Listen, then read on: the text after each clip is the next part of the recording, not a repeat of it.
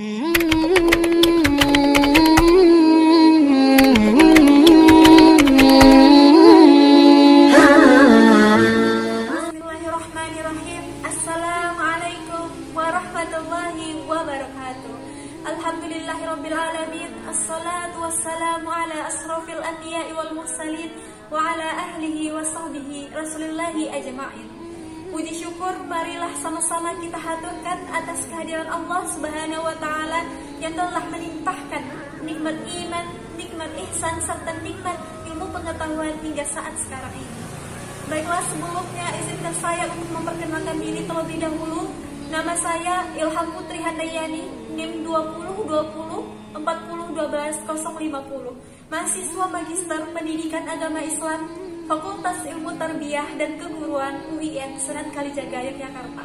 Dalam pembuatan video kali ini, saya akan menyampaikan materi terkait latar belakang turunnya Al-Quran, riwayat Asbabun Nuzul, histori Asbabun Nuzul, dan implikasi Asbabun Nuzul di dalam dunia pendidikan.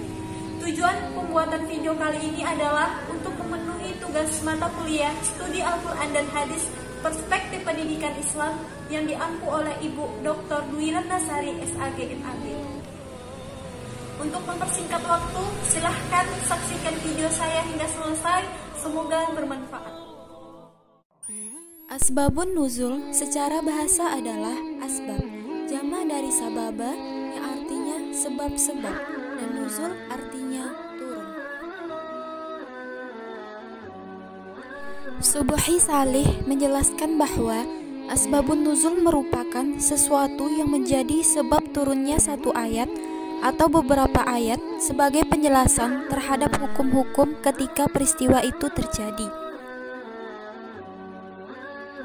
As-Suyuti menjelaskan bahwa asbabun nuzul merupakan peristiwa yang terjadi sebelum turunnya ayat, sedangkan peristiwa yang terjadi sesudahnya tidaklah disebut sebagai sebab.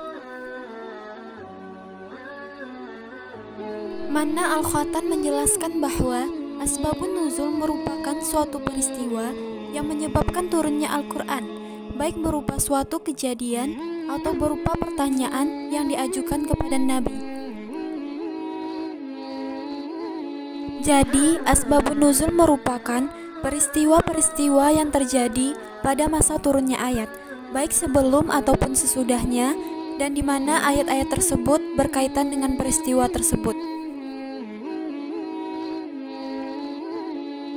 Histori asbabun nuzul.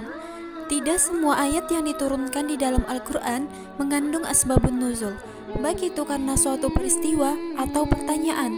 Menurut Al-Ja'bari, bahwa Al-Quran itu diturunkan dalam dua kategori.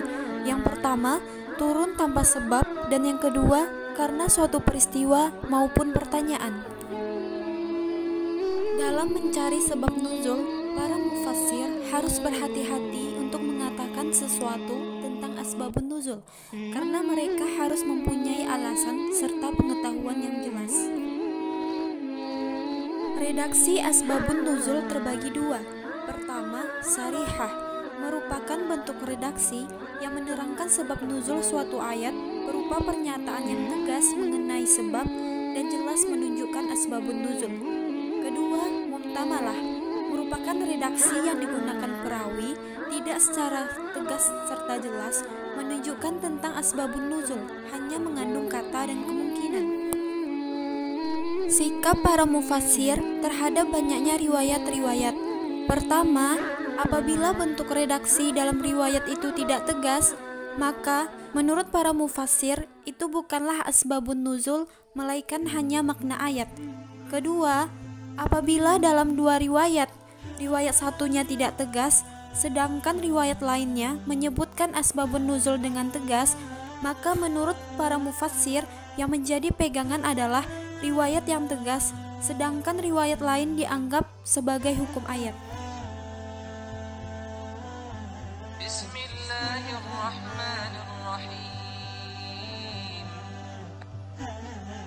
نساؤكم حرث لكم فأتوا حرثكم أنى شئتم وقدموا لأنفسكم واتقوا الله واعلموا أن أنكم ملاقوه وبشر المؤمنين.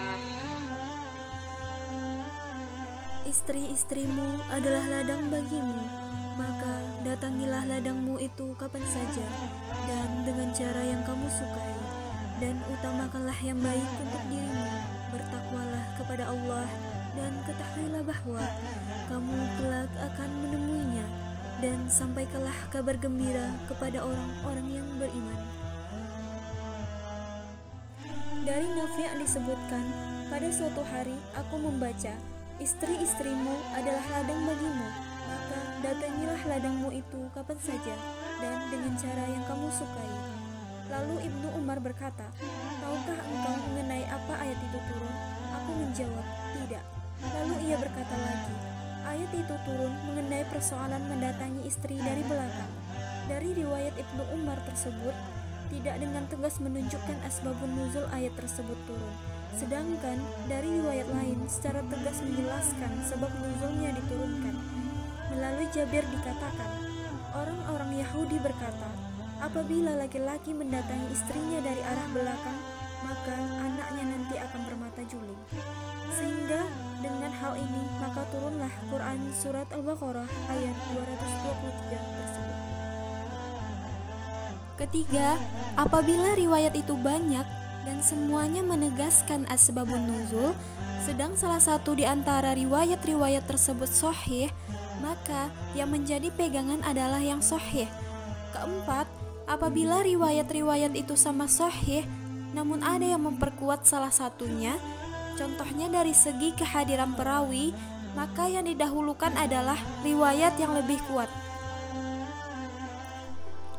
Yang kelima, apabila riwayat-riwayat tersebut sama kuat, maka riwayat-riwayat tersebut bisa dipadukan atau dikompromikan apabila memungkinkan. Keenam, apabila riwayat-riwayat tersebut tidak bisa untuk dikompromikan dikarenakan jarak waktu antara sebab-sebab riwayat tersebut berjauhan, maka yang dapat dijadikan pegangan adalah yang banyak riwayatnya serta berulang nuzulnya. Asbabun nuzul berdasarkan bilangan terbagi dua. Yang pertama, ta'adud al-sabab wa al-nazil wahid. Sebab turunnya ayat lebih dari satu, ayat yang turun hanya satu. Dalam satu ayat terkadang memiliki beberapa versi riwayat asbabun nuzul. Bentuk variasi tersebut terkadang dalam redaksinya dan terkadang dalam kualitasnya. Yang kedua, ta'adud al-nazil wa al-sabab wahid. Ayat yang diturunkan lebih dari satu, sebab turunnya hanya satu. Adapun contoh dari ta'adud al-nazil wa al-sabab wahid yaitu surat Ali Imran ayat 195, An-Nisa ayat 32, dan surat Al-Ahzab ayat 33 yang turun dengan satu sebab, yaitu pertanyaan Ummu Salamah kepada Rasulullah SAW mengenai hijrahnya perempuan.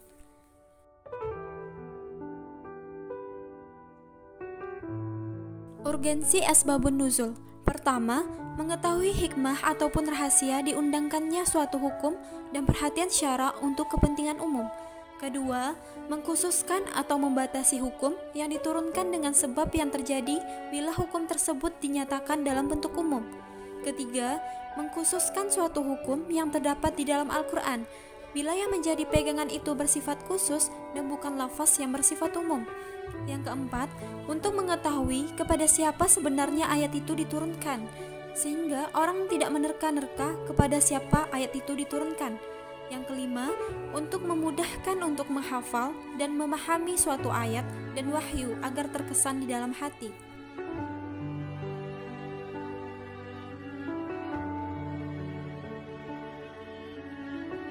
Nilai-nilai pendidikan dalam asbabun nuzul.